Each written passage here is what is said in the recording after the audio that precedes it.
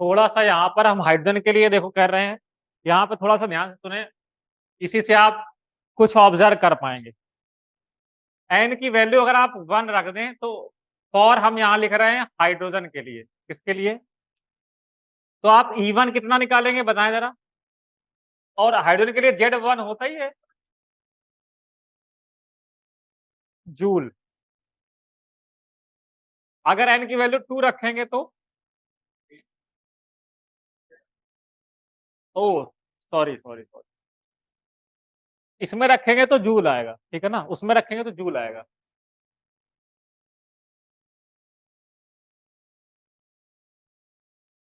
Four का divide करेंगे, देखो यहाँ पर 4 का डिवाइड करेंगे, तो 4 का डिवाइड करेंगे तो कितना आ जाएगा?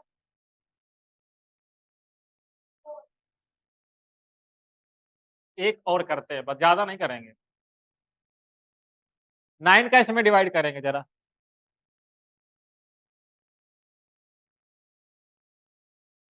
0.51, इतना। ई की वैल्यू जैसे जैसे हम ऊपर जा रहे हैं, एन समझ रहे हो आप क्या है? न्यूक्लियस से दूर जा रहे हैं, इलेक्ट्रॉन जो एनर्जी है वो इंक्रीज हो रही है कि डिक्रीज हो रही है? इंक्रीज हो रही है, इंक्रीज हो रही है। इलेक्ट्रॉन की मतलब ऑर्बिट की एनर्जी क्या हो रही है? इंक्रीज हो रही है। इसीलिए जब ऑर्बिट की एनर्जी इंक्रीज हो रही है, इसीलिए वो एब्जॉर्ब करता है, तभी तो ऊपर जाता है, तभी तो ऊपर जा रहा है। अगर डिक्रीज करेगी तो फिर ऊपर क्यों कैसे जाएगा? फिर तो और नीचे चला जाएगा, जो पॉसिबल ही नहीं है।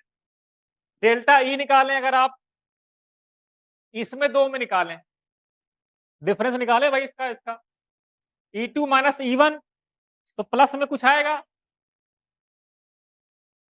पक्का। ये हमने 1 एंड 2 के लिए निकाला है 10.2, ये आ जाएगा। 2 और 3 के लिए निकालेंगे डेल्टा ई, कितना आ जाएगा भाई? नहीं याद करनी है, बस हम ट्रेंड बता रहे हैं, ट्रेंड बता रहे हैं। देखो क्या बता रहे हैं, अगर आप ऑर्बिट में जा रहे हैं तो एनर्जी डिक्रीज हो रही है, कितना आएगा? 1.9 आएगा। एक चीज और देखें, डेल्टा ई की वैल्यू डिक्रीज हो रही है, क्या? डेल्टा ई की वैल्यू क्या हो रही है? डेल्टा ई की वैल्यू क्या हो रही है?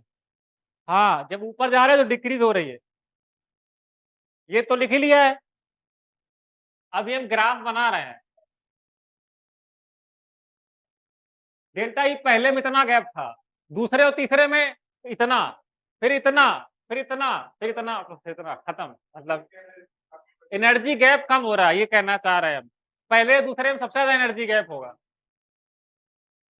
पहले और दूसरे में सबसे ज्यादा एनर्जी गैप, फिर उससे कम दूसरे और तीसरे वाले में, उससे कम तीसरे और चौथे। जैसे एन की वैल्यू बढ़ रही है, एनर्जी गैप कम हो रहा है, और ई की वैल्यू बढ़ रही है, दो चीजें हो गई यहाँ पे। मतलब जब हाँ ऊपर है तो एनर्जी कम एब्जॉर्ब करके पहुंच जाएगा ऊपर, लेकिन नीचे ग्राउंड में है फिर बहुत ज्यादा एनर्जी, डिफिकल्ट टू जंप, है ना। आगे बढ़े, इसका नोट कर चुके हो आप?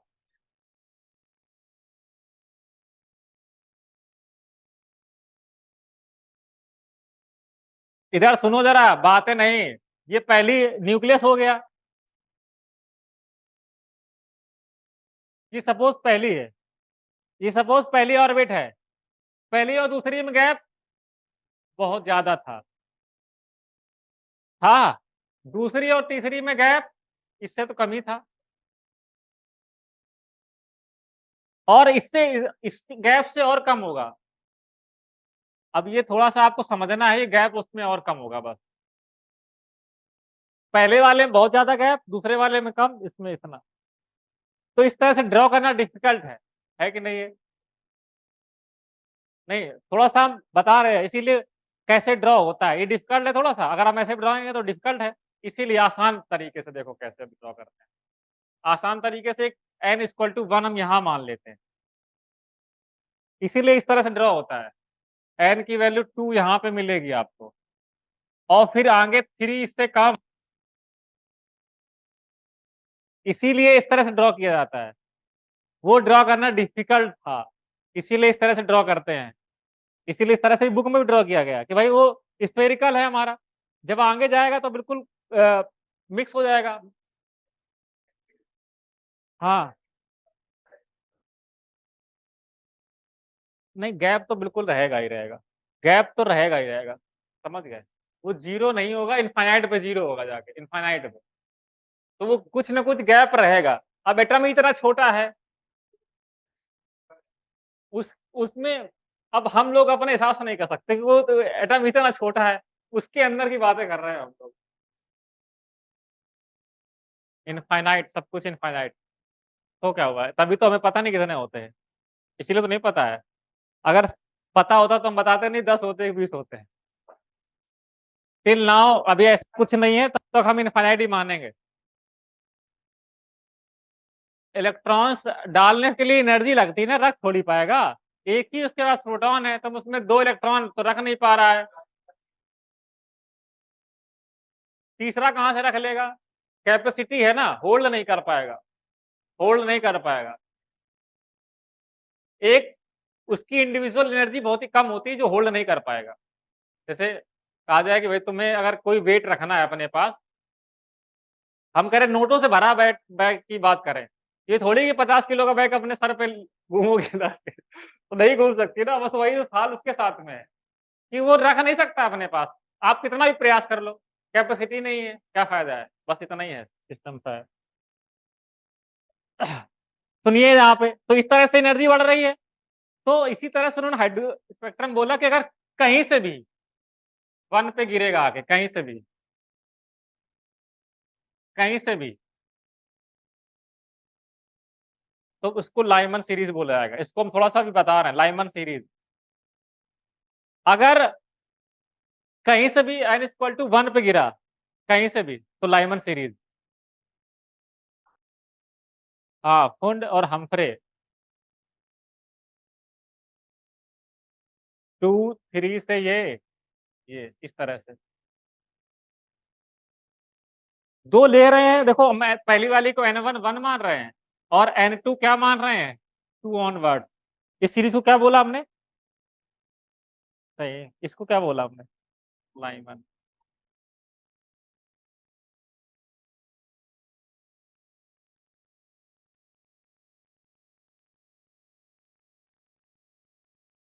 ये बोलेंगे? n इक्वल टू 3 पे बताइए क्या बोलेंगे?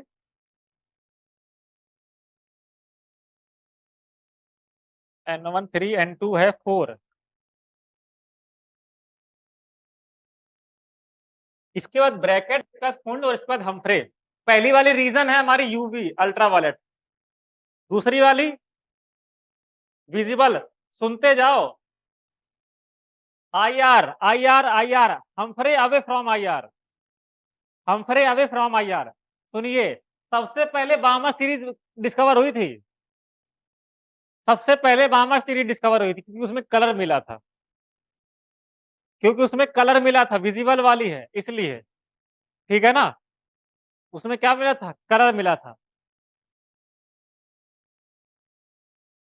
ये सबसे पहले हुई थी, याद रखनी है आपको, कलर मिला था इसलिए, क्योंकि कैसे कर पता करोगे बिना कलर के? उसके बाद आइडिया आया, फिर आया कि भाई कलर मिल रहा है इतना इस वेवलेंथ में, उसके बाद नहीं मिलेगा फिर, क्योंकि हमारी विजिबल, हमारी हमको कलर कितने में दिखाई देता है? 400 से 750 नैनोमीटर। वैसे 800 तक दिखाई देता है, लेकिन एनसीईआरटी बोल रही है कि 750, वैसे 800 तक दिखाई देता है। हाँ, 800 नैनोमीटर तक। एनसीईआरटी बोल रही है 750, तो इसलिए 750 याद रखो। वैसे 800 तक दिखाई देता है, 400 से 800 नैनोमीटर तक। हाँ, कलर विजिबल का रीजन, विजिबल का रेंज है 400 से, सुनो इधर, 750 नैनोमीटर लिखो तुम। 400 से 750 नैनोमीटर दिखाई देता है 800 तक, लेकिन एनसीईआरटी के अकॉर्डिंग 750 लिखा है, तो वही लिखिए आप।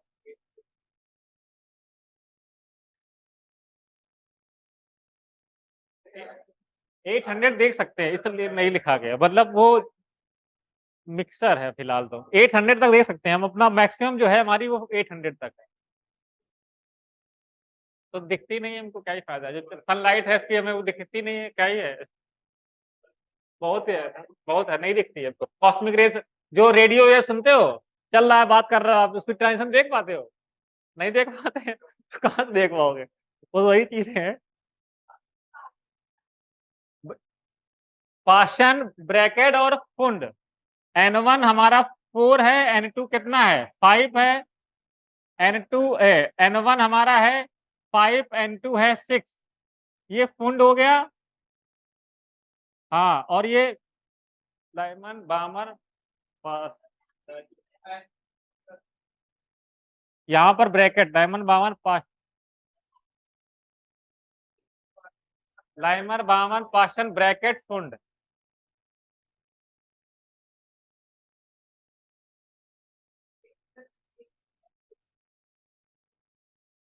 भाई सब चीज स्पेसिफिक चीजें है ना, स्पेसिफिक बताया गया। नहीं, इनका कुछ नहीं देखना है। IR बस, रेंज IR। और उसकी रेंज यूवी की रेंज होती है, यूवी की रेंज होती है 200 से 400 नैनोमीटर। हाँ, उसकी बहुत ज्यादा होती है, उसकी होती है 4000 तक होती है। IR की रेंज होती है 4000 तक, 750 से 4000 तक नैनोमीटर तक। हाँ, इंफ्रारेड। और 4000 के बियॉन्ड जो होती है वो होती है अवे फ्रॉम IR बस, माइक्रो और IFMI। हाँ, इन तीनों की IR। और जो हमफ्रे है वो अवे फ्रॉम IR बस, अवे फ्रॉम IR हमफ्रे। इसी के बाद वाली 6 और 7 हमफ्रे, HUMPHREY, ये IR की है। और IR से ज्यादा 4000 से बियॉन्ड 750 तक। अब हमें भगवान इस तरह से बनाया ही है। अब उसका क्या ही बताए। हमारा जो जैसे देखने के जो आई साइट है उतना नहीं कैप्चर कर पाता है। ये जो देख रहे हो लाइट आप, ये कॉन्टिन्यूसली नहीं जलती है। आपको पता होना चाहिए, ये कॉन्टिन्यूसली नहीं जलती है। ये जल रही है, बुझ रही है, जल रही है, बुझ रही है। क्या आप उसको ऑब्जर्व कर पा रहे हो? क्यों नहीं कर पा रहे हो? तो बस यही चीजें यहाँ पर है। उसकी वो इतनी स्पीड और इतनी उसकी वेवलेंथ होती है, ऑब्जर्व नहीं कर पाते हैं बस। ये भी जल बुझ रही है, कॉन्टिन्यूसली नहीं चल रही है। अभी रुक जाओ, अभी आयोनाइजेशन थेरेपी भी आती है इसमें, और बता दें तो फिर बता रहे कैसे आते हैं, क्योंकि इसमें आयोनाइजेशन थेरेपी पूछे आते हैं कि भाई इलेक्ट्रॉन को निकाल लिया हमने उससे। हाँ, और क्या। और इस पे डायरेक्ट आ जाए तो क्वेश्चन रख लें, डायरेक्ट भी आ जाता है, क्वेश्चन रखें, वैल्यू रखें, आंसर आ जाएगा। आगे बढ़े भाई, आगे बढ़े, बोलो। चलो ठीक है। एक चीज और सुन लो, नंबर ऑफ लाइंस भी पूछ लिया जाता कभी कभी। नंबर ऑफ लाइंस गलत।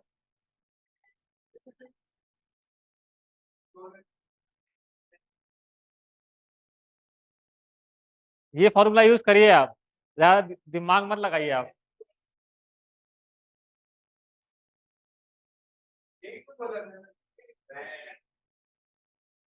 6 से आप जा रहे हैं 2 पे, तो नंबर ऑफ लाइंस बताइए। 6 से आप 2 पे जा रहे हैं तो नंबर ऑफ लाइंस। अच्छा, 4।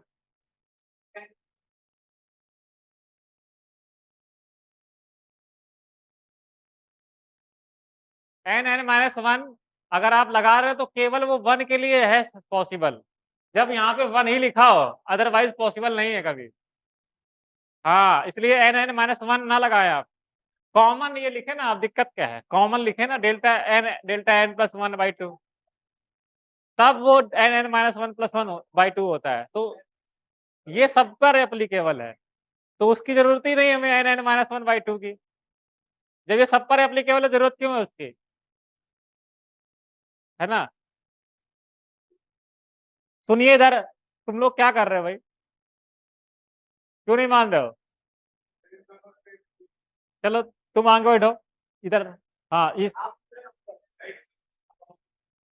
अरे इधर आओ, इधर इस सीट लेके आओ और आगे आ जाओ।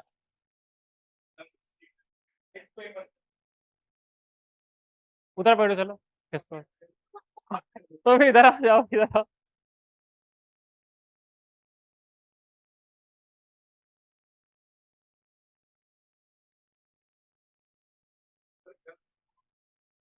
अब बिठाते रहेंगे तो क्लास कब पढ़ाएंगे?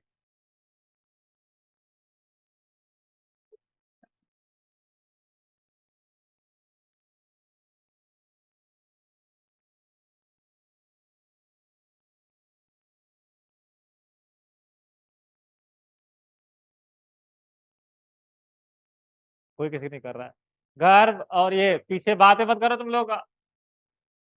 E1 अगर हम लिखना चाहें किसी के लिए भी, हाइड्रोजन हो या हाइड्रोजन लाइक स्पीसीज हो,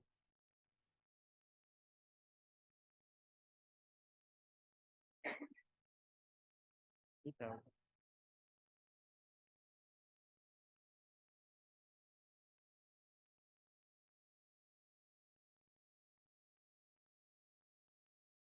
E2 भाई, E2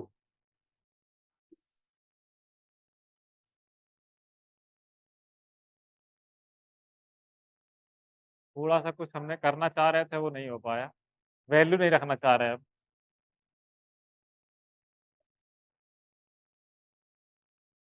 थोड़ा जरूरी है इसलिए। EN2 माइनस EN1, ये डेल्टा E था आपका। कोई भी हो सकता है, कोई भी हो सकता है। ये माइनस ये, तो ये प्लस का हो जाएगा, आप ध्यान समझें। ये जब ये प्लस का हो जाएगा तो इसको हम पहले लिख ले रहे हैं, और जेड स्क्वायर बाहर निकाल ले रहे हैं, तो 1/N1 square minus 1/N2 square. एक फॉर्मूला ई का ये आप डायरेक्टली यूज करेंगे। अगर 1 से 2 में जाना है, उसने कहा कि हाइड्रोजन या हाइड्रोजन लाइक स्पीसीज के लिए, तो डायरेक्टली ये वाला फॉर्मूला यूज करेंगे आप डायरेक्टली। कि 1 से 4th में जाना है, फॉर ही He2+ के लिए डायरेक्टली ये यूज करेंगे। हाँ, बस बाकी के लिए क्वेश्चन भी नहीं आएगा। Delta E is equal to, आपको पता है, Hc/λ होता है। क्या आप जानते हैं? एच न्यू आप पहले रख रहे हैं, पहले एच न्यू रख रहे हैं, क्या रख रहे हैं? H new. तो देखिए, अगर एच न्यू है तो न्यू इक्वल टू क्या हो जाएगा?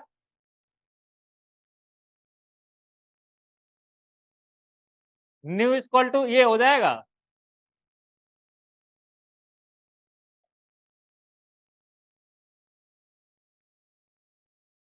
ऐसा हो जाएगा ना? बोलें, एच की वैल्यू आपको पता ही है, तो आप इसका जो है वो निकलेगा। न्यू इक्वल टू फ्रीक्वेंसी अगर पूछे आपसे, नहीं, nu delta equal to h nu. नहीं, डेल्टा न्यू नहीं है।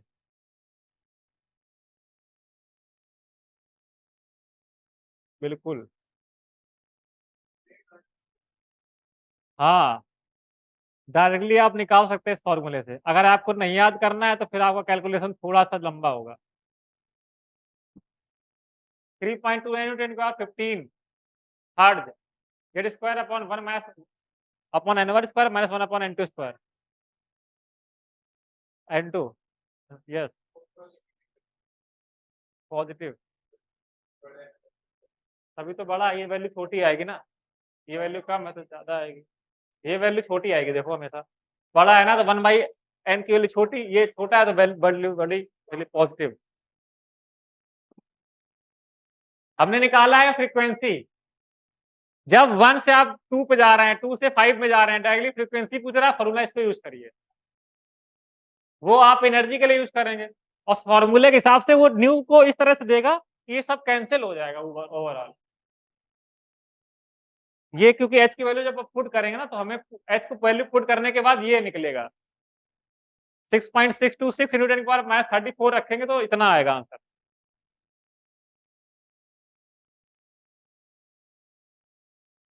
ठीक है।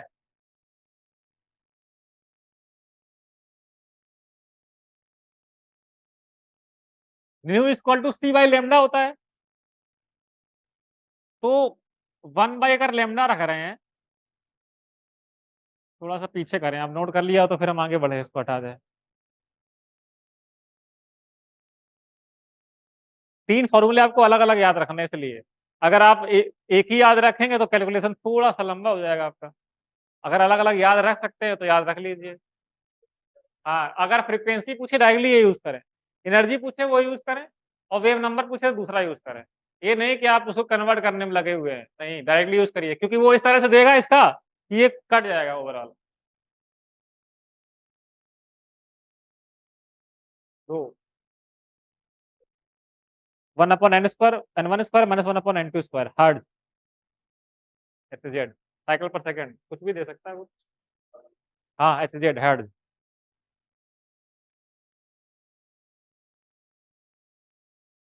ठीक है, फॉर्मूला याद रखें, याद है। ये तो याद होगा फिर।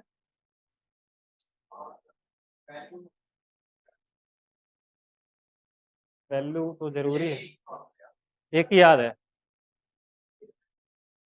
जेड स्क्वायर लिखो भाई, हाइड्रोजन है तो जेड हट जाता है अपने आप, हाइड्रोजन है तो जेड हट जाएगा बस। हाँ, बाकी हाइड्रोजन से आप हीलियम He+ लिखेंगे तो उसमें जेड की वैल्यू 2 रख देंगे बस।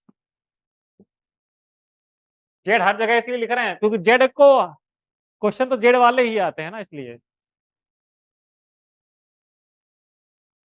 तो आपने न्यू इक्वल टू क्या निकाला, 3.29 इंटू 10⁻15 निकाला है ना। और इसको क्या लिखते हैं आप, C/λ लिखते हैं ना। बोलो, देखो देखो भाई, यही होती है ना, तुम लोग को थोड़ी करनी है, हमारी सब चल सकती है। बस बिल्कुल सही पकड़ लिए।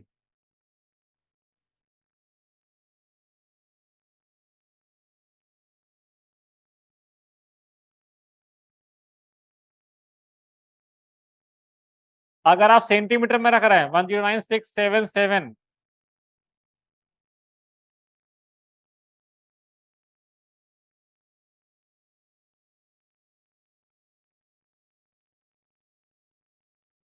सेंटीमीटर इनवर्स, यहाँ पे मीटर इनवर्स। ये आपका रेडवार कांस्टेंट है ये।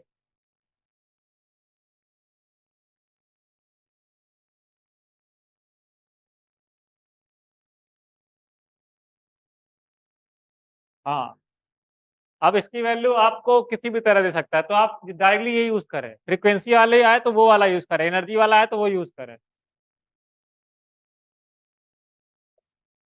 हाँ, तो एक ही चीज है, वो मीटर में आप लिखना चाह रहे हैं 2325, फिर वो -7 है, वो मीटर इनवर्स में आएगी आपके, है ना।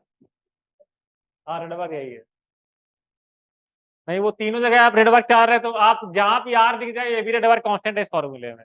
जहां भी पहले जो वैल्यू लिखी है ना वो रेडवर्क कांस्टेंट ही है। आर की वैल्यू 3 हो सकती है, आप ध्यान रखें ये। मेनली ये है, अगर आपको एनर्जी का दिया गया है तो 2.18 और -18 जूल आएगी एनर्जी। और अगर आपको लिखा है फ्रीक्वेंसी तो उसके लिए ये आर रेडवर्क कांस्टेंट हो गया, और नहीं तो इसके लिए ये हो गया, हर एक। वो नहीं है इसके लिए। हाँ, नीचे वाली है। इसको सॉल्व करेंगे, मीटर में है, अब इसको हमने सेंटीमीटर में कन्वर्ट कर दिया। हाँ हाँ, सारा नहीं होती है। हाँ हाँ, तभी तो कह रहे हैं इस एक्सपेंशन में सारे रेडवर्क कांस्टेंट हैं कुल मिला के। आप वैसे मेनली यही है, लेकिन अगर मान ली बाई चांस पूछा जाए तो आपसे ये भी रेडवर्क कांस्टेंट में ही आएगा, और वो भी आएगा, बस इसलिए पूछा जाए तो आर लिख लिख दिया जाता है। वो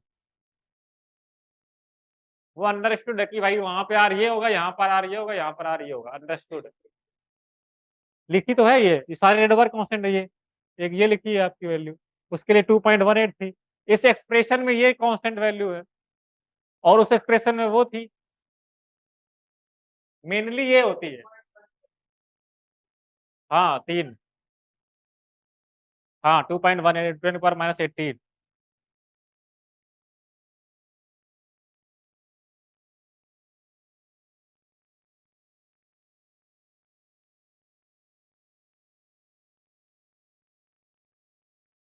अब सुने थोड़ा सा इधर। हाँ, इसमें ये वाली है। हाँ हाँ, जूल में। हाँ, क्यों। हाँ, एक्सप्रेशन पे बेस्ड है, पहले ही बता रहे हैं, सुनो, अगर ई लिखा है तो उसके अकॉर्डिंग 2.18 लिखा है। न्यू की वैल्यू है तो उसके अकॉर्डिंग आर ये लिखा है। अगर न्यू बार लिखा है तो आर की वैल्यू ये। हाँ, आर रेडवर्क कांस्टेंट बोला जाता है। हाँ बस, क्योंकि ये ना हो कि बाद में पूछा जाए कि वो रेडवर्क था तो भी होता है उसमें जूल में। तो जूल का आप कन्वर्ट करोगे तो यही आ जाएगा हर्ट्ज में, और उसमें कन्वर्ट करोगे तो आपका इसमें आ जाएगा। ये कर तो रहे हैं SC/λ से, C/λ से कर तो रहे हैं हमने। E = SC/λ था ना, H को डिवाइड कर देंगे तो हो जाएगा।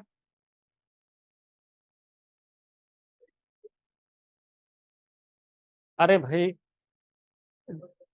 यहाँ पर अगर एच का कराएंगे तो ई हो जाता है ना, एच सी बाई लेमडा, ये ई है ना आपका, यूनिट चेंज हो रही ना, तो वही तो बोल रहे हैं भाई। देखो ऐसा है, हिडनबर्ग कांस्टेंट की वैल्यू जनरलाइज ये होती है, लेकिन अगर आपसे पूछा जाए उस एक्सप्रेशन में तो वो भी एक हिडनबर्ग कांस्टेंट बोला जाता है उसको, ये बोल रहे हैं बार बार। और ये थोड़ी बोल रहे कि सबको है, वो पूछा जाए आपसे। अरे वैल्यूज तो इसकी ये है जो वो फिक्स है, लेकिन उसको भी हिडनबर्ग बोल देते हैं, ये समझ ही नहीं रहे हो तुम।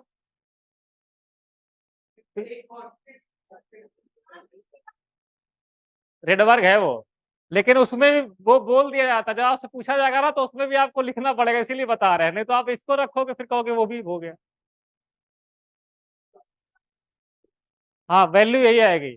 आप थोड़ा सा और देखो, जो डेल्टा ई निकाला है ना आपने, कितना निकाला है? हमें सब कुछ इसी से मतलब है, ज्यादा से ज्यादा, इस वाले से।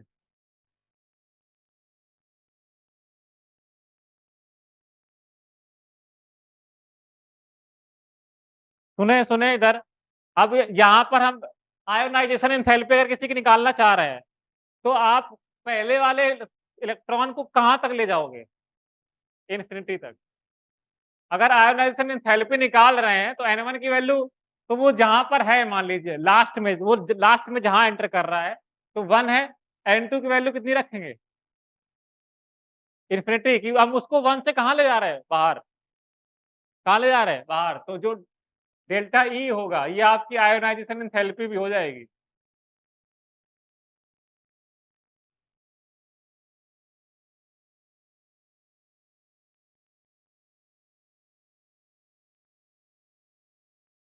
N1 की यहाँ पे हम 1 रख रहे हैं तो ये तो हट ही जाएगा बस, ये हो जाएगा जूल। 13.6 इलेक्ट्रॉन वोल्ट भी लिख सकते हैं, ध्यान रखना आप उस चीज को।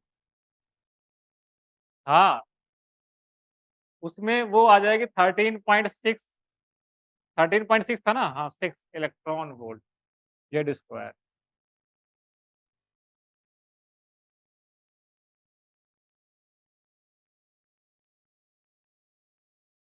13.6 भी लिख सकते हैं इसको। तो इसी वैल्यू को जूल में कन्वर्ट कर दिया उसमें। हाँ, हाँ हाइड्रोजन लाइक के लिए, उसी के लिए आपसे पूछा है कि हाइड्रोजन एंथैल्पी बताइए।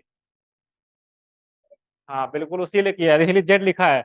अगर आप हाइड्रोजन के लिए बोलेंगे तो भाई जेड हटा देना, और क्या बताया जाए, जेड हटा देना आप। ठीक।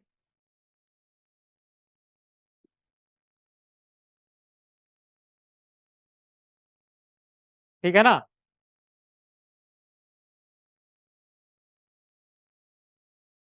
इससे डायरेक्टली फॉर्मूला बेस्ड आते हैं, वैसे इधर उधर भटकने की जरूरत नहीं रहेगी आपको, डायरेक्टली जो पूछा जाए उसका फॉर्मूले में वैल्यू रखेंगे, डायरेक्टली आंसर मिलेगा। ऐस अब ये नहीं कि इसी से आ जाए, कभी कभी क्वांटम नंबर से बहुत इजी पूछ लिया जाता है, इस चैप्टर से एक नहीं दो आते हैं बल्कि, तो इसलिए। हाँ 2 क्वेश्चन आते हैं, 2 आते हैं।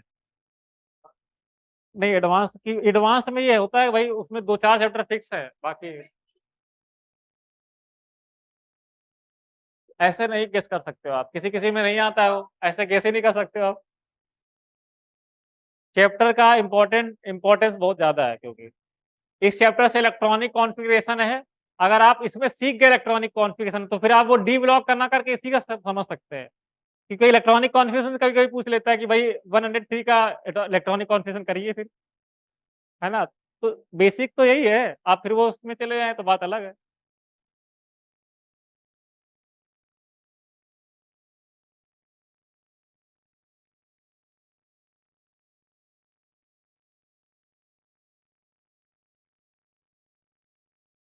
अ,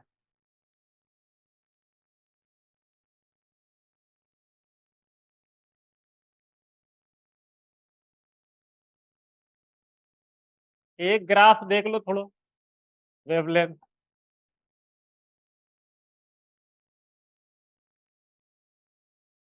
किसी बॉडी को आप हीट कर रहे हो, आयरन को आपने लिया, हीट करने लगे, सबसे पहले वो रेड होती है, देखा है? उसके बाद शायद ना देखा हो। फिर उसको आप जब और हीट करोगे तो व्हाइट हो जाती है, और हीट करोगे तो ब्लू हो जाती है। हाँ, अब आपने देखा हो या ना देखा हो, लेकिन जब बहुत ज्यादा हीट करोगे तो व्हाइट, उसके और ज्यादा हीट करोगे तो फिर वो ब्लू हो जाता है। हाँ, तो बहुत ज्यादा ही हीट की बात कर रहे हैं। तो टेम्परेचर अगर आप बढ़ा रहे हैं तो इंटेंसिटी बढ़ती है।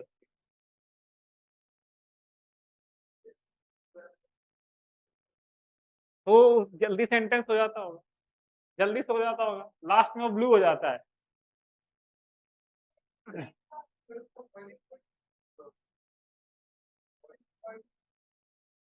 उसका होता है 3000 के आसपास। तो उस फ्लेम में तो हम ये बताते हैं ना, एक ल्यूमिनस जोन है, एक नॉन ल्यूमिनस है, कौन सा हॉट है, कौन सा वो है।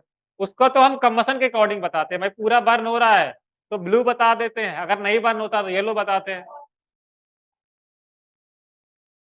हाँ, सबसे मिडिल से जस्ट नीचे वाला, वैसे मिडिल से जस्ट नीचे वाला, मिडिल से जस्ट नीचे वाला, वो हमें लगता है मिडिल से जस्ट नीचे वाला, मतलब मिडिल से नहीं, ऊपर से जस्ट नीचे वाला, मिडिल से नहीं, ऊपर से जस्ट नीचे वाला। तो बस हमें लगता है कि ऊपर से वाला हॉट है। सबसे जो कोल्ड होता है उसमें बोल सकते हो। हाँ, सबसे अंदर वाला, क्योंकि वहां पे वो बर्न नहीं हो रहा है, बिल्कुल जल रहा है। हाँ, बिल्कुल नीचे वाला पार्ट। हाँ, वो वैसे तो कोल्ड नहीं है, लेकिन उसके हिसाब से कोल्ड है। ये मत कहने लगना कि कोल्ड वाला पार्ट कैसे हो गया, वो कोल्ड है उसके हिसाब से।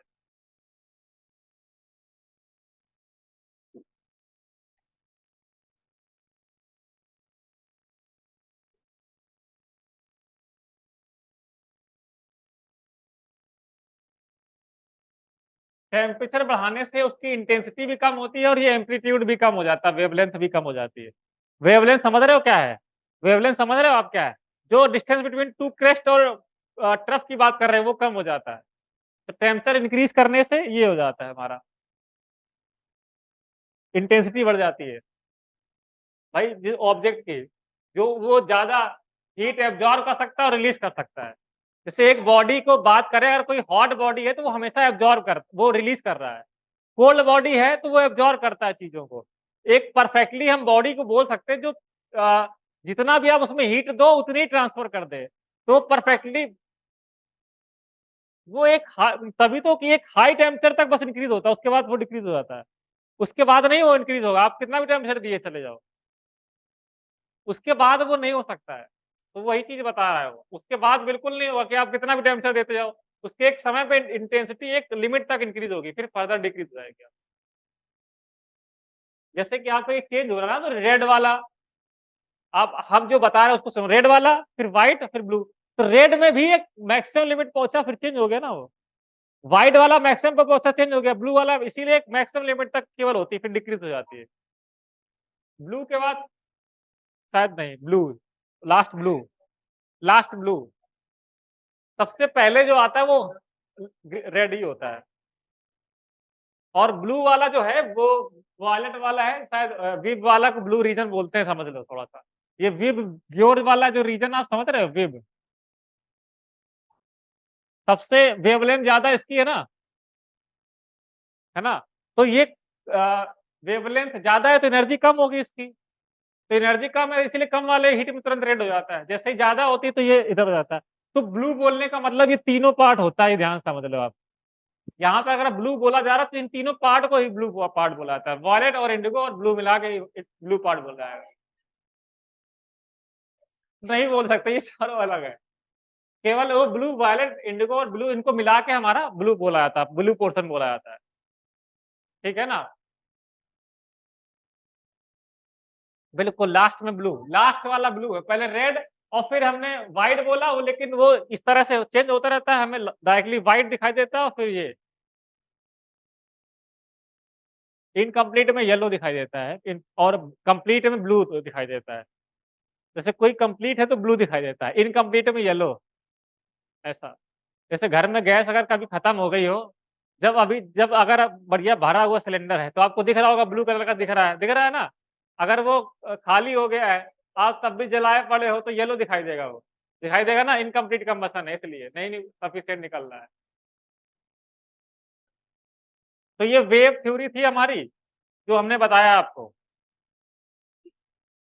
हाँ, कंप्लीट कंबशन का मतलब वो चीज पूरा पूरा बर्न हो जा रहा है, ऑक्सीजन की सप्लाई सफिशिएंट है, बस इतना मतलब है उसका। नहीं, हीट का नहीं है, कंप्लीट का मतलब वो चीज पूरी बर्न हो जाए, उसके लिए ऑक्सीजन सफिशिएंट मिले, बस इतना सा मतलब है। तो जो एक ऐसी बॉडी जो जितना आप उसको हीट दो उतना रिलीज कर दे, वो हमारे लिए उसको हम बोलते हैं ब्लैक बॉडी। कौन सी बॉडी? Black body. मतलब ब्लैक बॉडी को हम ये बोल सकते हैं कि वो जितना एब्जॉर्ब करेगा उतना एमिट करेगा। ठीक। कार्बन क्या हुआ भाई? कार्बन जो है उसको ब्लैक बॉडी के रखा जाता है, कार्बन वाला है, ठीक है ना। उसको ब्लैक बॉडी के उसमें रखा जाता है कि भाई ब्लैक बॉडी है वो, किस तरह से। हाँ, कार्बन जो इसका ब्लैक बॉडी का अगर एग्जाम्पल है तो कार्बन है केवल। हाँ, मतलब परफेक्टली नहीं है लेकिन मोस्टली है, ये परफेक्टली तो कोई भी सिस्टम नहीं है। मोस्टली अगर आप एग्जाम्पल रखेंगे तो कार्बन को रखेंगे, कार्बन ब्लैक को। हाँ, कार्बन ब्लैक। भाई कार्बन है, ब्लैक वाला ही पार्ट रखेंगे, बाकी अगर ब्लैक नहीं होगा तो फिर क्यों रखेंगे?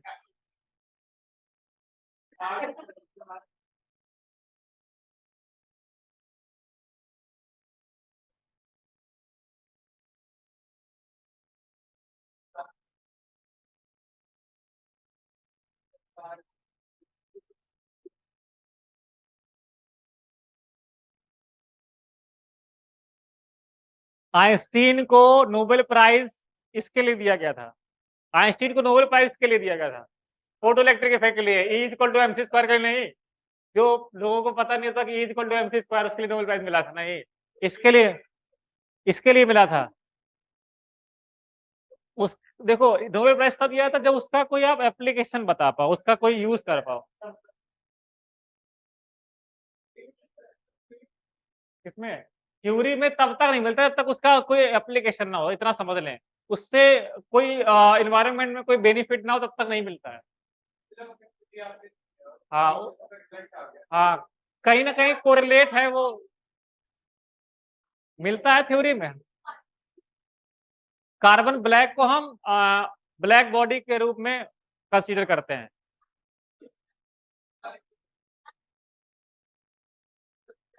केवल कार्बन ब्लैक को ही हम ब्लैक बॉडी कंसीडर नहीं करते, उसका एक एग्जांपल है कार्बन ब्लैक। वैसे तो कार्बन सबसे ज्यादा होता है और मे भी उससे उससे ज्यादा ब्लैक बॉडी नहीं हो सकती कोई, कार्बन ब्लैक से ज्यादा। उससे रिलेटेड उससे कम हो सकता है लेकिन उससे ज्यादा नहीं हो सकता है।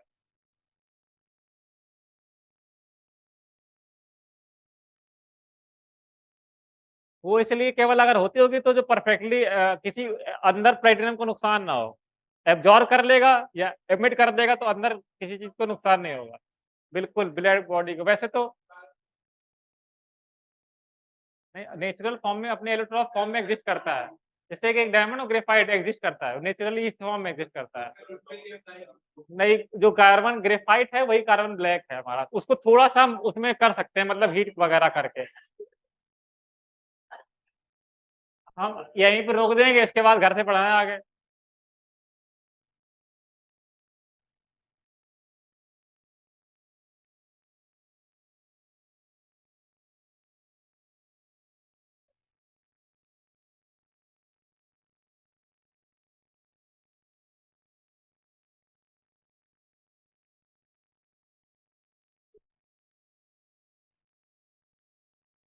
नहीं।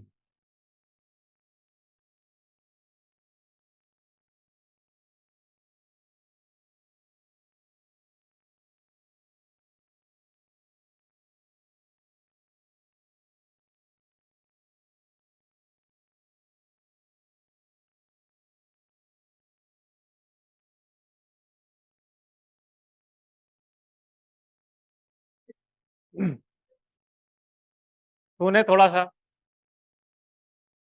सुने सुने। ये आपकी कोई मेटल सरफेस है, इसमें इलेक्ट्रॉन बाउंडेड है, इसमें इलेक्ट्रॉन बाउंडेड है, ऐसा ऐसा घूम रहा है इलेक्ट्रॉन। इसको इलेक्ट्रॉन को निकालना है बाहर, तो जब तक उसके जो बंधा हुआ है उससे ज्यादा एनर्जी आप नहीं दोगे तब तक नहीं निकलेगा। सपोज दैट बाइंडिंग एनर्जी इसकी है 10 किलो जूल।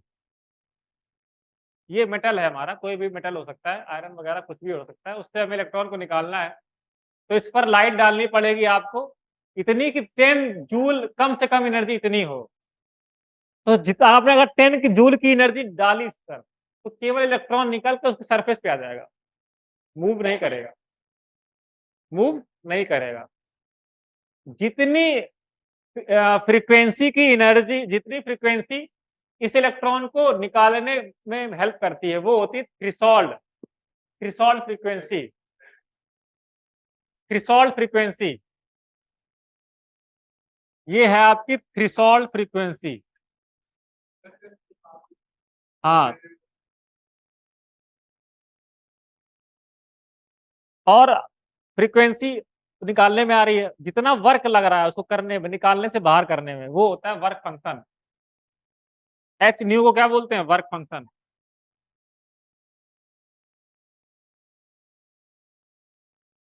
क्या बोलते हैं? Work function. क्या बोलते हैं? Work function. जितना निकालने में वो वर्क करे, वो अंदर से बाहर निकाला ना, तो वो वर्क फंक्शन हो गया। अगर मान लो आप ज्यादा दे रहे हो, 10 से आपने 15 दे दिया मान लो, तो ज्यादा एनर्जी वो किस में कन्वर्ट हो जाएगी? काइनेटिक एनर्जी में मूव करवाएगी भाई। तो ज्यादा एनर्जी है वो मूव करवा देगी। अच्छा, आपको ये पता है, देखो न्यू इज इक्वल टू क्या होता है? सी अपॉन लेमडा नॉट होता है। तो ये आपका थ्रेशोल्ड वेवलेंथ हो जाएगा।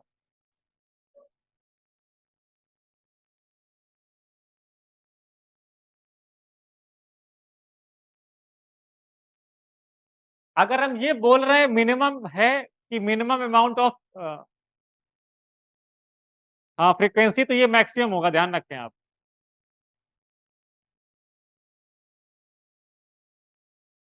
ये जरा ध्यान रखें आप। वेवलेंथ मैक्सिमम होगी, वेवलेंथ कितनी होगी? मैक्सिमम होगी अपनी, वेवलेंथ मैक्सिमम होगी। ये कह रहे हैं मिनिमम, जितनी कम से कम लगेगी उतनी एनर्जी ज्यादा होगी, तो फिर लेमडा नॉट मैक्सिमम होगा। ये क्या होगा? मैक्सिमम होगा आपका। और आप फॉर्मूला याद रखें, क्योंकि ये ई का ही फॉर्मूला है, तो ई इज इक्वल टू क्या है? H c by lambda. ये तो आप डायरेक्टली निकालेंगे, जूल में निकल आएगा आपका, लेकिन जूल में नहीं पूछता है, ध्यान रखें आप। सब केस में इलेक्ट्रॉन वोल्ट में 1240।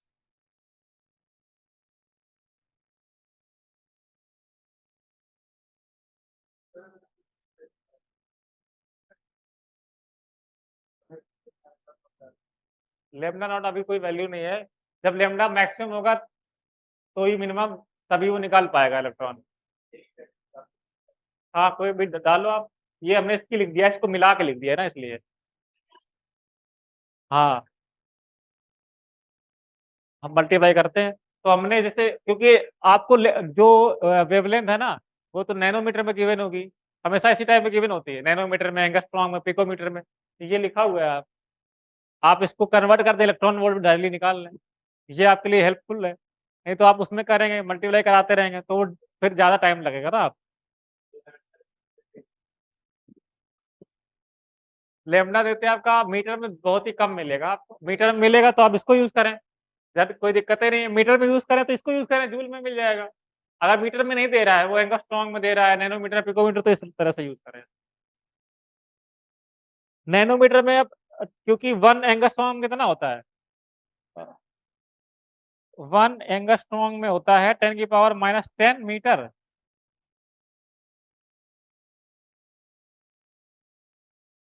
तो यहाँ पर आपको 10⁻⁻1 करेंगे, अगर आप मान लो आपकी इच्छा है नैनोमीटर में लिखने की, तो एक जीरो और बढ़ा दो भाई,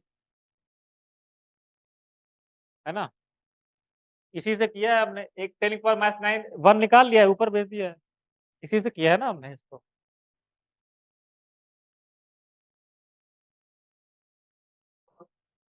नहीं, सही तो है यहाँ पे, यहाँ वो एन एक्स्ट्रा हो गया।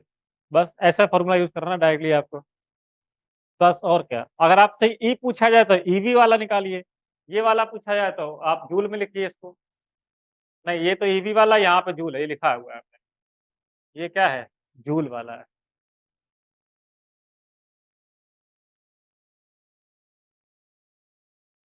ठीक है, आगे बढ़ा जाए।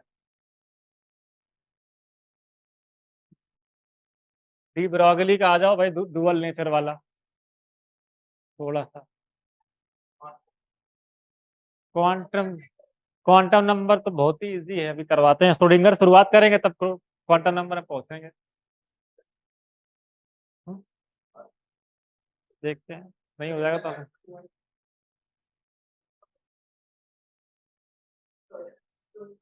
40-50% हुआ है अभी, और क्या, अभी थोड़ी ना हुआ है। 40-85% हुआ है अभी। आधे ही हुआ है, आधे से भी कम ही हुआ है, अब ज्यादा नहीं हुआ है। हाँ, अब अगले टर्म में हो पाएगा। अगली क्लास में 1 घंटे के सोच रहे क्वेश्चन करवाते हैं। बाकी क्योंकि सुन लो, तुम लोग क्यों डिस्कस करते रहते हो भाई आपस में?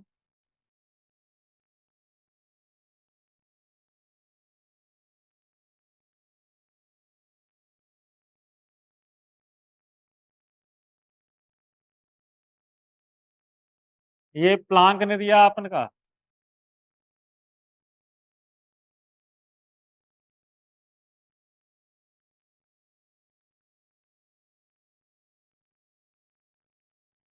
फिलहाल डुअल नेचर आप कैसे डिफाइन करेंगे? डुअल नेचर आप कैसे डिफाइन करेंगे?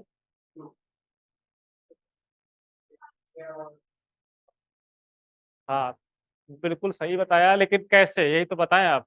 कब पार्टिकल और कब वेव माने उसको? कब पार्टिकल? ठीक है, ये पार्टिकल हो गया आपका, बिल्कुल सही है, वो तो हमने मान लिया। और ये वेव नेचर का मान दिया। लेकिन हमारा कहने का मतलब ये है, जैसे कि वेव मूव कर रही है और मैटर से टकरा गई। जब तक मैटर से टकराती नहीं तब तक उसका सिंगल नेचर है, ध्यान रखें आप। जब तक वो मैटर से नहीं टकराती है तब तक वो सिंगल नेचर का है, वेव नेचर। जैसे ही मैटर से टकराया तो पार्टिकल नेचर।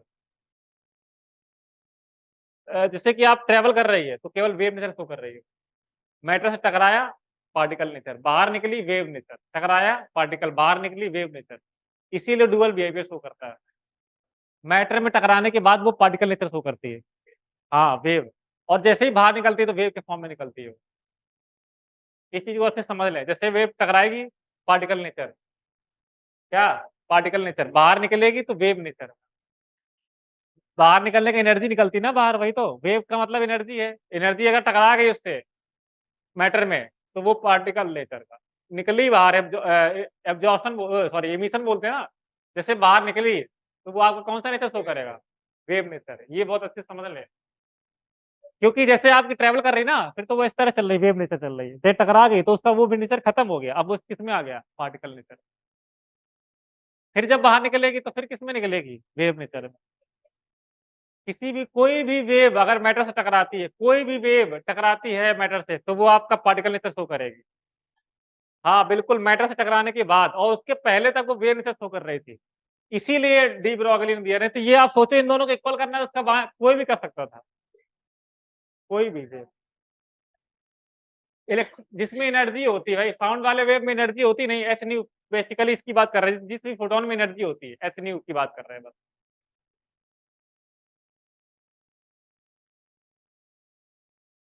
क्योंकि जैसे कि आपका पार्टिकल नेचर में है तो ये यूज करते हैं, और जब वेव है उसका मास कुछ होगा तो ये वाला यूज करेंगे बस।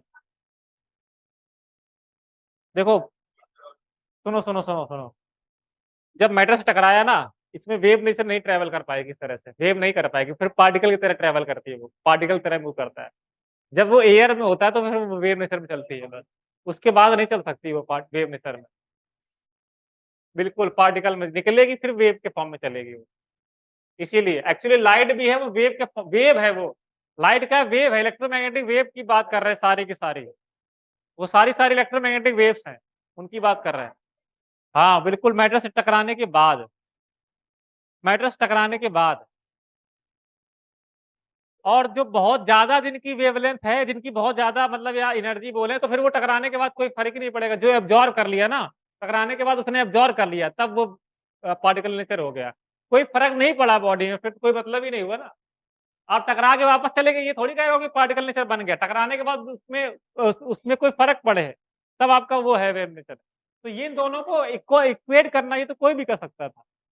लेकिन बेसिकली आप बात क्या है, डुअल नेचर दोनों बिहेव शो करता है, बिफोर और after the collision of matter. Equal कर दीजिए भाई।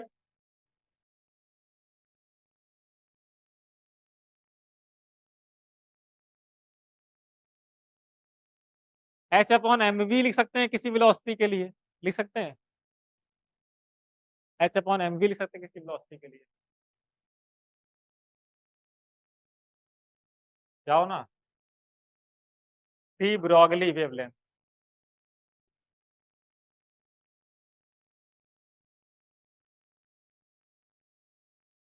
डी ब्रॉगली वेवलेंथ है ये हमारी। अरे वी का मतलब अगर कोई और पार्टिकल है तो इसकी वेलोसिटी सी, तो हाँ सी का मतलब है उसकी वेलोसिटी ऑफ लाइट, और वी का मतलब किसी और पार्टिकल का आप निकालना चाह रहे हो, तो उसके लिए वी लिख दिया हमने।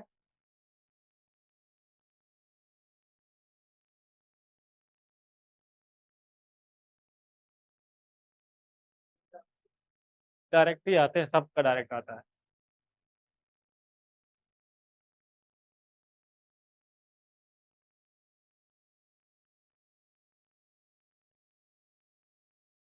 ये होता है, इसको देख लो जरा।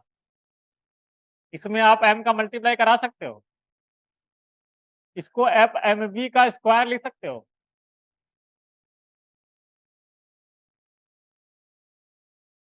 एम वी की वैल्यू कैसे लिखेंगे आप? एम वी की वैल्यू कैसे लिखेंगे? H by under root two m kinetic energy, ऐसे लिख सकते हैं ना भाई। काइनेटिक एनर्जी दिया हो, मास दिया हो, तो डायरेक्टली ये निकाल लेना भाई, उसी से कोरिलेट कर दे रहे हैं बस। आप अलग अलग से भी निकाल सकते हो, सारे फॉर्मूले आपको क्लियर होने चाहिए बस। ठीक है ना? हाँ बोलो।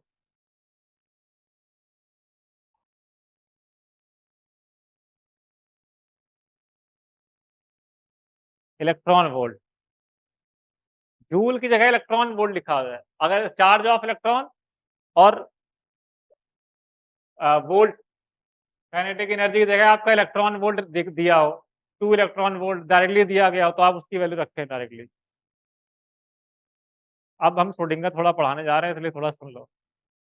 हाँ,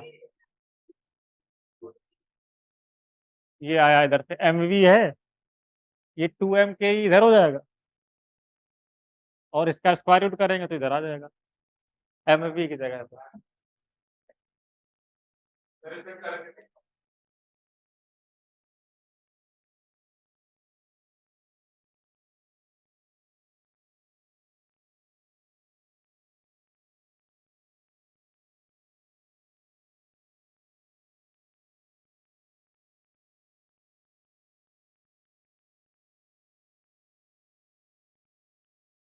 हो गया कि नहीं? आगे बढ़ा जाए। क्वांटम नंबर ही पे आ रहा है तुम्हारे लिए, इसलिए हाइजेनबर्ग वगैरह सब बात ही बताएं, क्वांटम नंबर पे आ रहा है तुम्हारे लिए पहले। आगे बढ़े।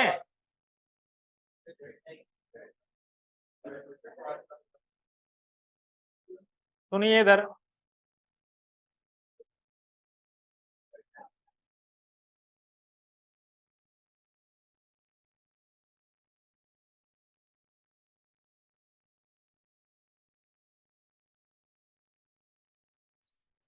इसकी इक्वेशन को अगर हम डिराइव करें तो काफी टाइम लगेगा वैसे।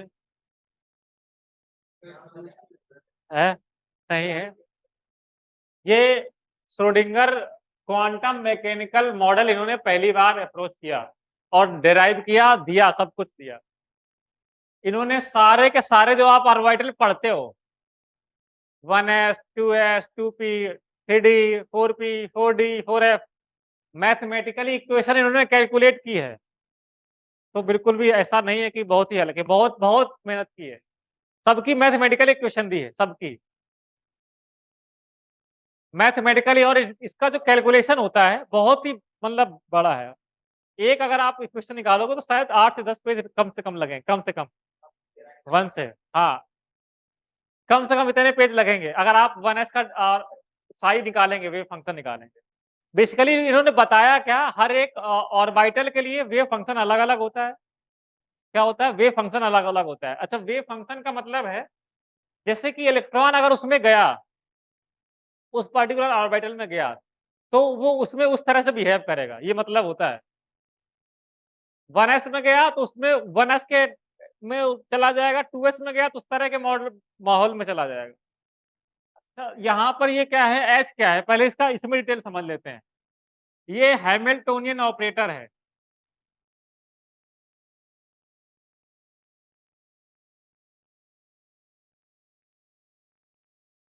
ई जो है हमारा, ये आइगन, हम डिराइव करना चाह रहे तो करवा देंगे, ऐसा कुछ नहीं है। ये केवल इससे आया है, आपका एक बार ये पता होता है आपको, sine 2 pi x by lambda होता है। जब वेव जाती है ना तो उसका फॉर्मूला ये होता है, वेव की equation y equal to sine 2 pi x by lambda, उससे पूरा ये सब कुछ आ गया है आपका, y एक्सिस। हाँ, तो उसका ये फॉर्मूला है हमारा। और जो साई है ये वेव फंक्शन है।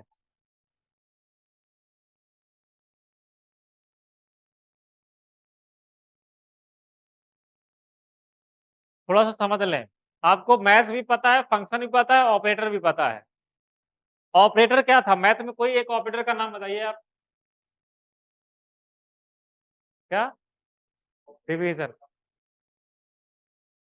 ऑपरेटर का मतलब होता है जिससे वैल्यू चेंज हो जाए, डिवीजन भी ऑपरेटर ही है एक टाइप का।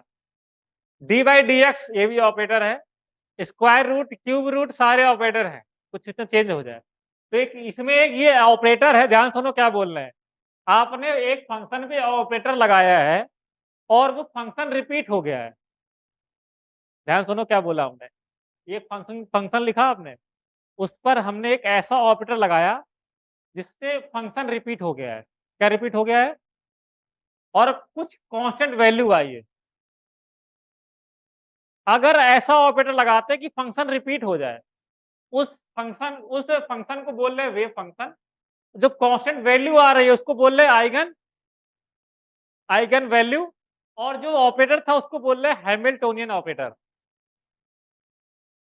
इसका जैसे क्वेश्चन बहुत टाइप के बन सकते हैं, जैसे मान लो ये रखा हुआ है, आप इस पे डी बाई डी एक्स जानते हैं ना, डी बाई डी एक्स। जरा डी बाई डी एक्स निकालो, कैसे निकालो? साइन का क्या होता है? 2 पाई एक्स बाई लेमडा था, मतलब 2 पाई एक्स बाई लेमडा, तो साइन का क्या होता है?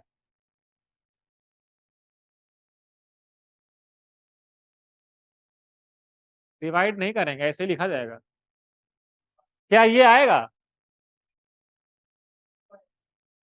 अभी अभी इस ऑपरेटर को जो डी बाई डी एक्स लिखा है, हैमिल्टोनियन ऑपरेटर टाइप नहीं बोल सकते हैं, क्योंकि फंक्शन रिपीट नहीं हुआ है।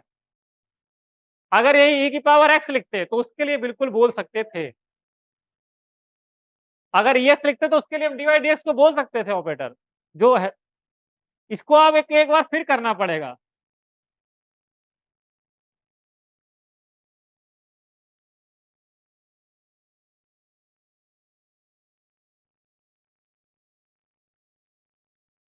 रिपीट हो गया है क्या? नहीं,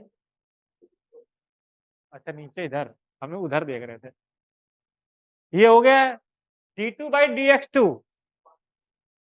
बिल्कुल, ये कांस्टेंट वैल्यू आपकी है। तो हैमिल्टोनियन को मैथ इस तरह से कोरिलेट कर सकते हैं, ये बिल्कुल समझ लें। ये आपके लिए d2 बाई dx2 यहाँ पर हैमिल्टोनियन की तरह वर्क कर रहा है। और ये जो वैल्यू है ई हो जाएगा, ये साई हो जाएगा इस हिसाब से। हैमिल्टोनियन का हमने मतलब इतना बताया, इस इक्वेशन को अगर समझा हमने, हाँ, कि एच एक ऑपरेटर है जिसको आपने लगाया वो फंक्शन रिपीट हो जाए, तो जो वैल्यू आती है वो आइगन वैल्यू है, और जो फंक्शन है वो आइगन फंक्शन है, और जो ऑपरेटर है वो हैमिल्टोनियन ऑपरेटर है। हाँ, वेव फंक्शन ही है, उसी फंक्शन की बात कर रहे हैं। और ये जो ऑपरेटर है ये आपका 3D में है, ये ऑपरेटर आपका 3D में है। देखो ये हमारी श्रोडिंगर इक्वेशन है। कौन सी इक्वेशन है? शॉर्ट फॉर्म है, बिल्कुल shortest form of the equation है। इसका बड़ा रूप है, ऐसा नहीं है कि छोटा सा। 3D के लिए 3D इक्वेशन है ना ये। हाँ, ऑपरेटर। हाँ, तीनों में वेव के लिए, क्योंकि जो एच की वैल्यू होती है ना वो तीनों के लिए इसको लिखा जाता है, डेल कैप। समझ गए? नहीं समझे? देखो एक और मेरी बात सुनो, जैसे वेव चल रही है, वेव के अलग अलग फंक्शन होता है, अलग अलग फंक्शन है। 1s के लिए अलग होगा, 2s के लिए अलग, 2p के लिए अलग, 2d के लिए 3d के लिए अलग, 4f के लिए अलग, सबके लिए अलग अलग होगा। हाँ, सेल की बात कर रहे हैं। नहीं, ये 3D डायमेंशन वाला है। क्या बात कर रही है, ये डायमेंशन वाला है भाई।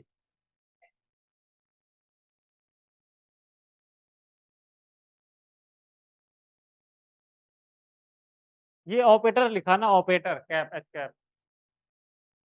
इसका रिलेशन ये है कि अगर जैसे मान लो आपके फंक्शन था आपके पास, ये फंक्शन जब आ जाएगा तो उसको हमने समझाने के लिए बताया, जैसे ये फंक्शन आ गया वापस, तो आप ये आइगन फंक्शन हो गया आपके लिए, और जो कांस्टेंट कुछ आया तो ये आइगन वैल्यू हो गई, और ये जो ऑपरेटर लगाया है ये हैमिल्टोनियन ऑपरेटर हो गया। जैसे e की पावर x है, उसके लिए dy dx d2 by dx, तो इस तरह से कोरिलेट करने के लिए बताया बस। अगर उससे कभी बाई चांस उससे कभी आया तो इस तरह से पूछ सकते हैं, क्योंकि कोरिलेट उसी तरह से कर रहा है। हाँ बस। और ई है ये, और साई है ये। देखो इसमें ये वाई साई ही है ना, ये भी रख दो वाई आ जाएगा, क्या दिक्कत है आपको? वाई रख दोगे साई आ जाएगा। हाँ, ये साई फंक्शन है भाई।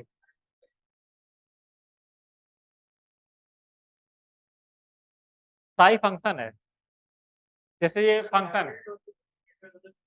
हाँ बिल्कुल अलग चीज है, वो 3 डायमेंशनल है, बस इसको समझाने के लिए बताया गया है।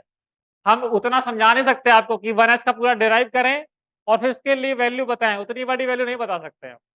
इसलिए इसको कोरिलेट करने के लिए बताया है, क्योंकि आप सोच रहे हैं कि 1s के लिए बहुत बड़ी वैल्यू है, तो वो नहीं बता सकते हम आपको। ठीक है ना? 1s के लिए बड़ा फंक्शन है, सबके लिए अलग अलग है, बहुत सारे लिए अलग अलग है। इससे सब कुछ हम निकालते हैं, फिलहाल सब कुछ निकालते हैं। इलेक्ट्रॉन का जो शेप वगैरह सब निकालते हैं। सुनिए इधर, इस इससे इन्होंने इनकी मैथमेटिकल इक्वेशन से एक चीज ध्यान रखें आप, इनकी मैथमेटिकल इक्वेशन से एन एल एम तीनों चीजें निकली। इनके मैथमेटिकल इक्वेशन से एन एल एम सब कुछ निकला, और हर एक के लिए अलग अलग था। हर एक के लिए क्या था? अलग अलग था। ठीक है ना? सेम नहीं था, अलग अलग था। एस की वैल्यू नहीं बताई, तो जो शेप वगैरह है ना, एन एल एम सब बताया है। बहुत बड़ा वो केमिस्ट्री में रोल प्ले कर गए हैं। बस आपको अगर लग रहा है बहुत ही कम है, तो नहीं, बहुत ही बड़ा रोल प्ले। बड़ी है ना इक्वेशन, उसमें से केवल आपको इतना रखना, एन एल एम कैसे निकालें, बस, बाकी से कोई मतलब नहीं है। ओके, लिख लिया इसको आपने? कैसे निकालें आप एन और एल और एम? एन बिल्कुल डायरेक्ट वैल्यू वाले तो आते ही है, वैसे ये शायद एडवांस में आया है एक बार। अब लेकिन ऐसा है नहीं कि वो मेंस में ना पूछे, हम इतना बता सकते। हाँ, तो इसीलिए तो कह रहे हैं, एक बार आया हुआ है और क्वेश्चन देख के बस लग रहा है बड़ा है, नहीं पता तो फिर वही चीज है, पता ही है। अब क्वांटम नंबर पहले आ जाओ थोड़ा सा, फिर इसकी बात करते हैं कैसे निकालें। क्वांटम नंबर्स क्या होते हैं? What is quantum numbers, how to define quantum number? जो पोजीशन बता दे इलेक्ट्रॉन के बारे में, जो इलेक्ट्रॉन की पोजीशन बता दे कि भाई इलेक्ट्रॉन कहाँ रहता है। जैसे तुम्हारा घर मान लो सेक्टर 51 में है, ठीक है ना? सेक्टर 59 में, किसी में भी है। तो पूरा एड्रेस बताया गया, तुम्हारा पूरा एड्रेस बताया गया, इतना ब्लॉक, इतना सेक्टर। तो मैक्सिमम प्रोबेबिलिटी ये है कि तुम्हारी पोजीशन वहीं पे होगी, लेकिन 100% कभी नहीं होती है। बताओ होगी 100%? पता चले घर के बाहर चली गई, मोमोज खाने चली गई हो, या कहीं और चली गई हो। तो पूरी 100% पॉसिबिलिटी नहीं रहती है, सब कुछ पता होने के बावजूद। रहती है क्या? नहीं रहती है। तो जितना set of number, quantum number, set of numbers which defines the probability of finding electron, probability of finding electron, जहां पर इलेक्ट्रॉन मिल सकता है, वो सब था। वो उसका धीरे धीरे अलग अलग पार्ट बता रहे हैं ना। साइज स्क्वायर ने ये साइज बताएगा, ये शेप बताएगा, वो अलग अलग चीजें होंगी ना। Quantum number basically set of number will describe the probability of finding electron, जहां पे मिलने की चांस सबसे ज्यादा है। अगर हम एड्रेस पे पहुंच गए तो मिलोगे, तो मिलोगे है ही। चाहे घर से बाहर कहीं भी मोमोज खाने गए हो, लेकिन वापस तो घर पे ही आओगे। ऐसा तो नहीं कि घर के बाद गायब हो जाओगे। NLM साइज बताएगा आपका, शेप बता रहा है, ओरिएंटेशन बता रहा है।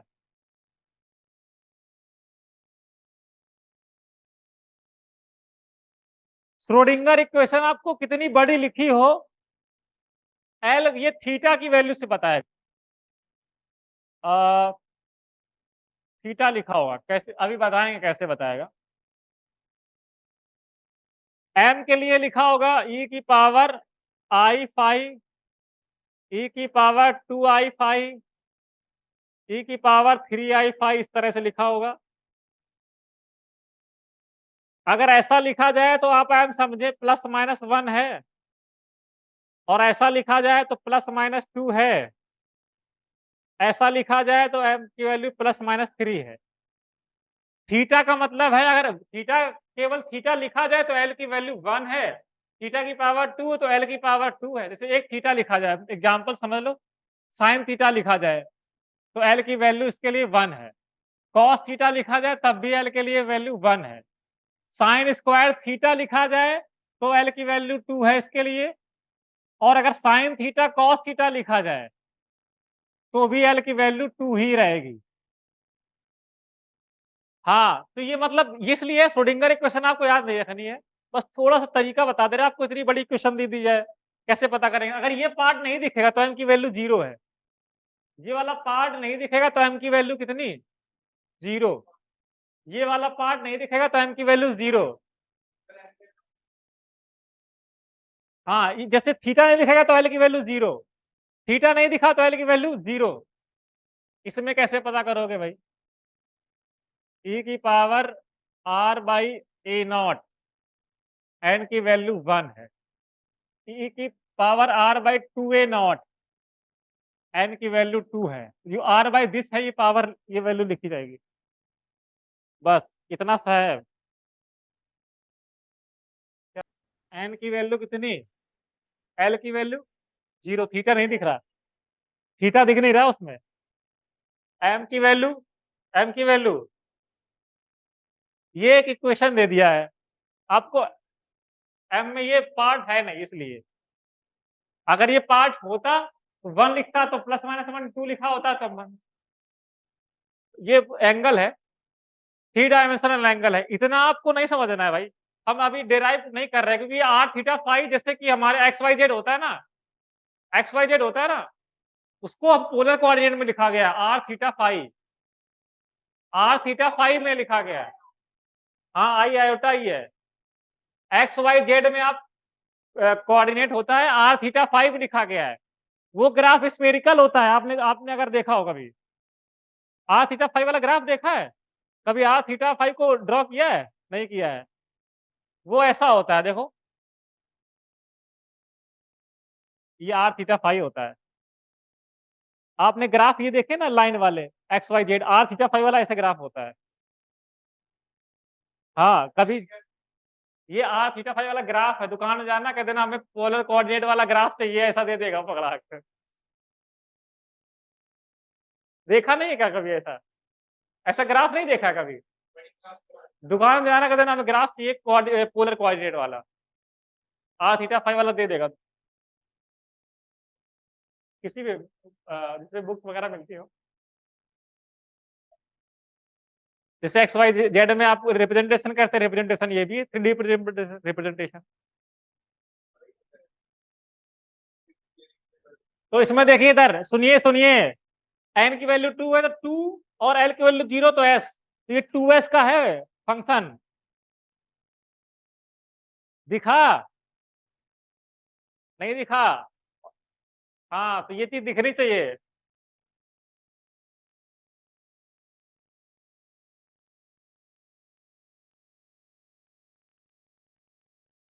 हाँ बस।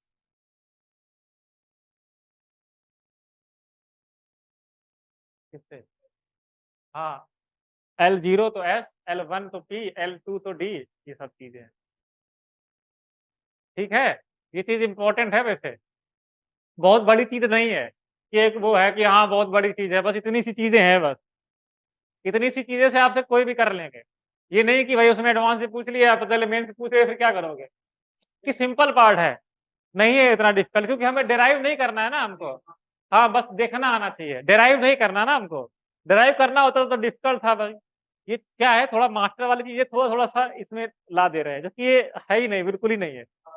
हाँ, पर आ सकता है क्योंकि एडवांस में आ चुका है, वैसे ना आता तो कभी नहीं बताते हम। एडवांस में आ चुका है इसलिए। आने वाले समय में यही होता ही है कि एडवांस तक उठा के उसी से रिलेट कर देते हैं, ये दे देते हैं। भाई वो नहीं देंगे, लेकिन उसी टाइप से दूसरा पूछ लेंगे। तरीका आपको पता होना चाहिए, बस पूछ लेंगे कोई भी। इसमें एस की जानकारी नहीं है, बस एस की जानकारी नहीं है। आप ध्यान रखें, ये दिया गया है, ये दिया गया है, तो उससे एम की वैल्यू, ये उससे नहीं पता करते, इसकी वैल्यू एस से नहीं बता पाए बस। एस कहाँ निकाला? इस स्पिन क्वांटम नंबर नहीं निकाली इसने। हाँ, वही तो कह रहे हैं, इसने नहीं बताया, वही तो बोल रहे हैं कि इसने नहीं बता पाया। इतना सब बताने के बावजूद वो नहीं बता पाया। ड्रॉबैक देखो कितना तगड़ा है। लेकिन उसमें भी एक चीज खास बात आप ध्यान रखें, कि प्लस हाफ का मतलब कभी ये नहीं होता कि क्लॉकवाइज रोटेट कर रहा है। हाँ, ये कभी मत सोचना कि प्लस हाफ का मतलब कि क्लॉकवाइज ही रोटेशन है ना। हाँ, और माइनस का मतलब एंटी क्लॉकवाइज है, ऐसा बिल्कुल नहीं है। बस हम एज्यूम कर लेते भाई क्लॉकवाइज है तो प्लस हाफ, और एंटी क्लॉकवाइज है तो माइनस हाफ। परफेक्टली वाला कुछ नहीं है, कोई भी प्लस हाफ कोई भी माइनस हाफ है बस। ठीक है, तो ये चीज तो हो गई आपकी। अब जैसे देखो जरा, फॉर एस एल की 0, फॉर पी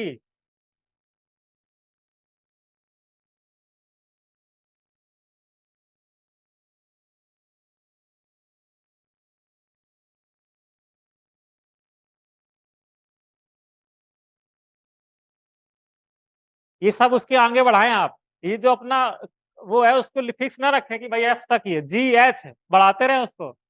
हाइपोथेटिक, हाँ हाँ, तो आ जाएगा, हाइपोथेटिकल है, सब चलता रहेगा, वो चलता रहेगा उसके आगे। ऐसा नहीं है कि उसको आप फिक्स कर दें, बिल्कुल नहीं, पूछने को पूछ सकता है भाई, वो इसके लिए कितनी है, समझ गए? ये सब पूछ सकता है, ऐसा नहीं है कि इसको आप फिक्स कर दिया कि एफ तक ही हो गया, ऐसा बिल्कुल नहीं है।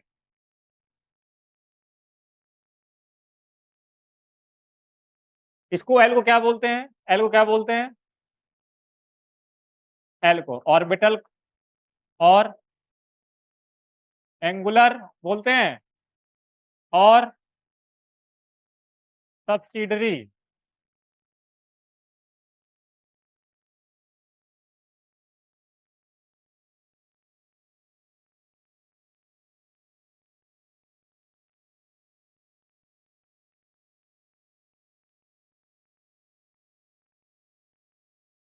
रेडियल नोड, एंगुलर नोड, ये होता है एल।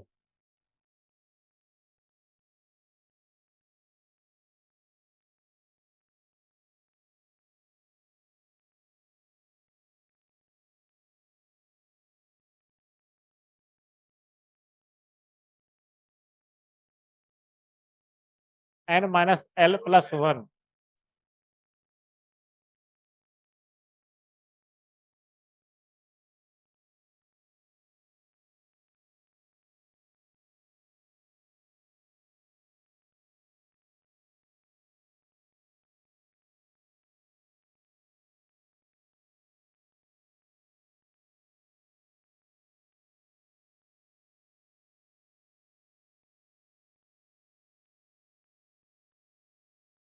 टोटल नोड में अलग अलग है, n माइनस 1 है s के लिए, n माइनस 2 है p के लिए, n माइनस 3 है d के लिए, n माइनस 4 है f के लिए।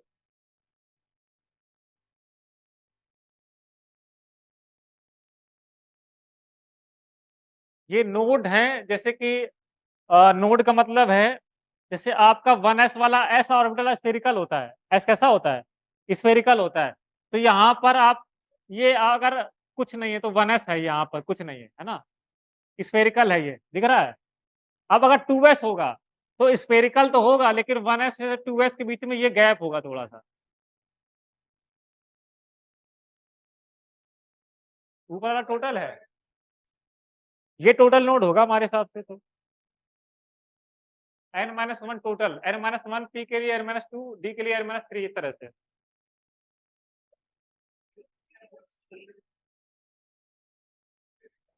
हाँ, ये वन नोड हो गया। नोड का मतलब बेसिकली समझे जहां पर इलेक्ट्रॉन की प्रोबेबिलिटी 0 हो, जहां पर ना मिले, जहां पर इलेक्ट्रॉन ना मिले, कभी जा ना सकता हो, बस।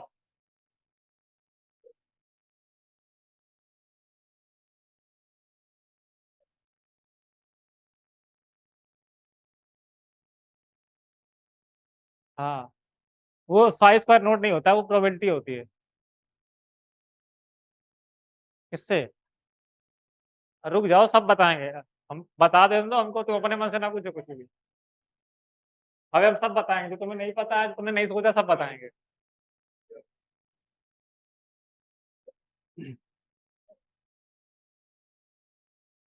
ये क्या कर रही हो? हाथ पैर चला लो थोड़ा।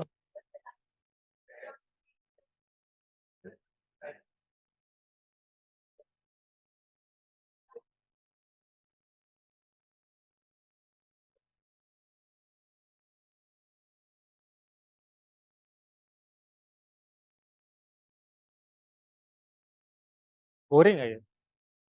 इसके बाद इंटरेस्टिंग लास्ट में पढ़ाएंगे, अब नहीं पढ़ाएंगे इंटरेस्टिंग। हाँ, वो अब ग्राफ व्राफ आज नहीं पढ़ाएंगे, अब अगले टर्म पढ़ाएंगे।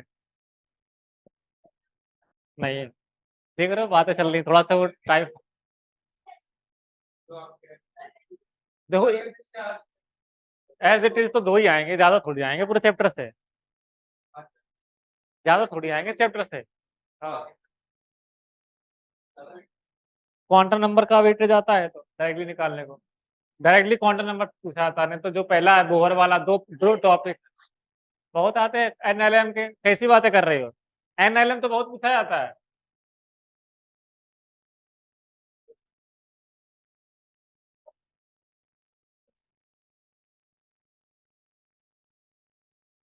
आगे बढ़ा जाए थोड़ा सा। अब क्वांटम नंबर निकालना बता दें, बस ठीक है। क्वांटम नंबर निकालना बता दे रहे एक बार। जैसे इधर देखो भाई, इधर देखो, जैसे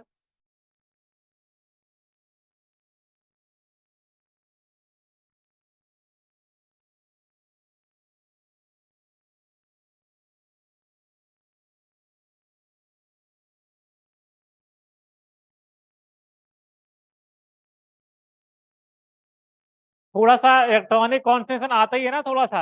अब उसको भी बताने की जरूरत नहीं है कम से कम। 281 है, 6 निकालना है तो 1s2, 2s2, 2p6, 3s1।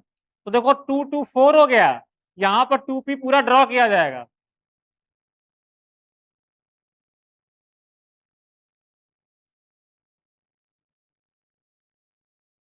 22456 जिसका निकालना उसको लिख लीजिए, सर्कल कर लीजिए। इसके लिए 2p6 आप अलग से लिखिए। n की वैल्यू 2 जो लिखी होती है, p के लिए बता चुके हैं इसकी वैल्यू 1, और m की वैल्यू जो होती है माइनस एल से प्लस एल तक होती है, तो -1, 0 और 1। तो इलेक्ट्रॉन जिसके नीचे आ रहा है ये, एस की वैल्यू, एम एस या एस की वैल्यू अगर क्लॉकवाइज लिखा है तो जनरल आप प्लस हाफ लिखें। एल फिक्स है पी के लिए 1 और एम की value minus L two plus L होती तो यहां से रख के रख दें। देखो इधर इलेक्ट्रॉनिक कॉन्फ़िगरेशन आता है, उसके बाद इसने कहा 6 इलेक्ट्रॉन का, तो देखो इधर 2 2 4 और 5 6 इसमें कहीं आ रहा है, तो पहले इसको भर लिया, फिर हमने इसमें इलेक्ट्रॉन भरा, पहला दूसरा तीसरा चौथा पांचवा छठवां इस तरह से, तो फोर्थ तो यहाँ हो गए थे, 5 और 6 वाला ये हो गया, तो जब 2p में आया तो n की वैल्यू 2 हो गई है, इसे ये 2 लिखा हुआ है इसलिए। p की वैल्यू, p के लिए l की वैल्यू फिक्स होती है 1, फिक्स होती है, s p d f के लिए वैल्यू फिक्स होती है। देखो हमने शायद लिखवा, ये लिखा है p l की वैल्यू, इधर देखो, सुनो इधर, सुनिए सुनिए सुनिए, हेलो, m की वैल्यू 0, क्योंकि m की वैल्यू क्या होती है, n की वैल्यू होती है, m की वैल्यू माइनस एल से प्लस एल होती है, तो 1 थी तो माइनस 1 0 1, टोटल वैल्यू m की कितनी होती है, टोटल वैल्यू ऑफ m कितनी, 2l प्लस 1 टोटल वैल्यू,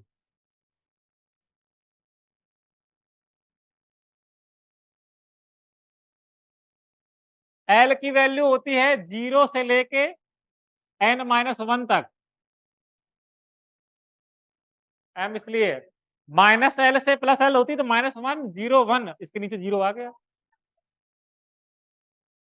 ये l l, ये टोटल वैल्यू लिखी तो हमने 2l प्लस 1, हाँ इतनी वैल्यू टोटल है।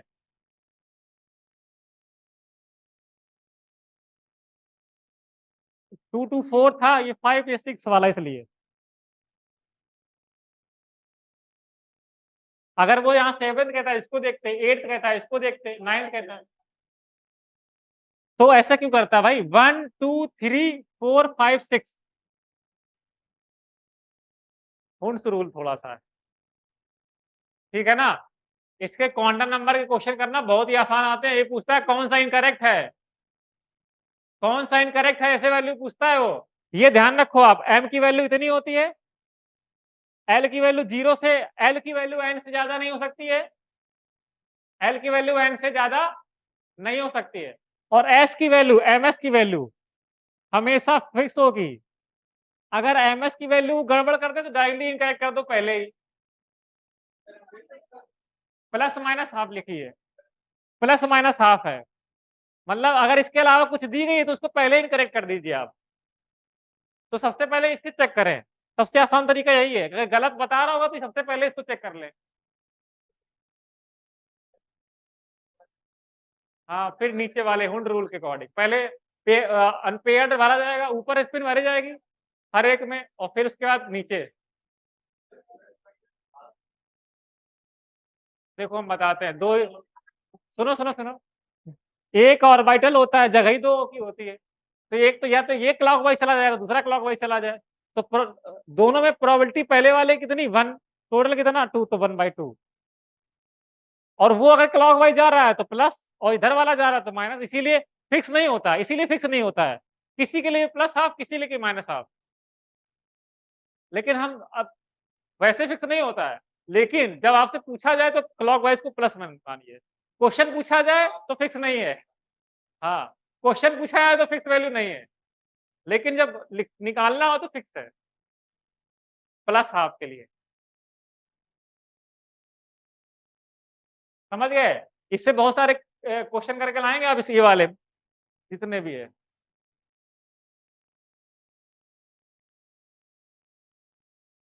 क्योंकि उसमें जेई में ऐसा भी क्वेश्चन पूछा गया है एक बार, कि कह रहा था एमएस प्लस हाफ और क्लॉकवाइज और माइनस हाफ एंटी क्लॉकवाइज, जो कि सही नहीं है, क्योंकि बिल्कुल 100% श्योर नहीं है, ऐसे ही ऑर्गेनिक में एक चीज है, नहीं कोई स्टेटमेंट टाइप में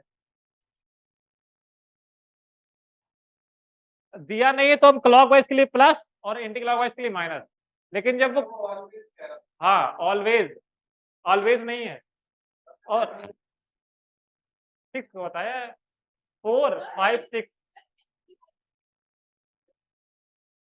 5 6 4 5 6 है।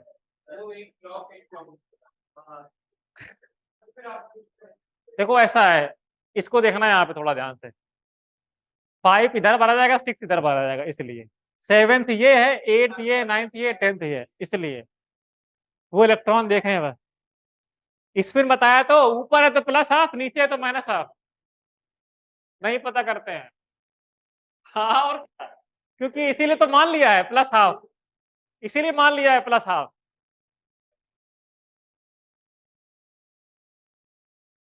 अभी तो देखो 10⁻⁸ का डिस्कवरी हुआ है लेटेस्ट में, आगे और चल के और कम टाइम में देख सकते तो बिल्कुल देख सकते हैं।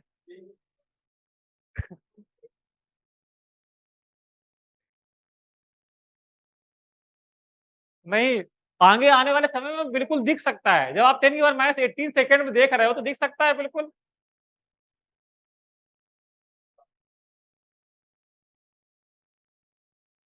हाँ देखा होगा, बिल्कुल देखा होगा, 10⁻18 बहुत होता है।